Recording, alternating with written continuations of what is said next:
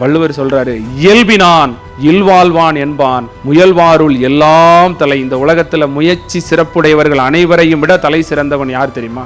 அதாவது முயற்சி சிறப்புடையவன்னா, ஒருத்தன் ஒலிம்பிக்ல கோல்டு வாங்கணும்னு ஓடுறான், ஒருத்தன் நோபல் பரிசு வாங்கணும்னு ஓடுறான், ஒருத்தன் என்ன பண்றான், தவம் செய்து கடவுளை அடைய போறேன்னு போறான், ஒருத்தன் சீஃப் மினிஸ்டர் ஆகணும்னு நினைக்கிறான், ஒருத்தன் டெபுட்டி கலெக்டர் ஆகணும்னு நினைக்கிறான்.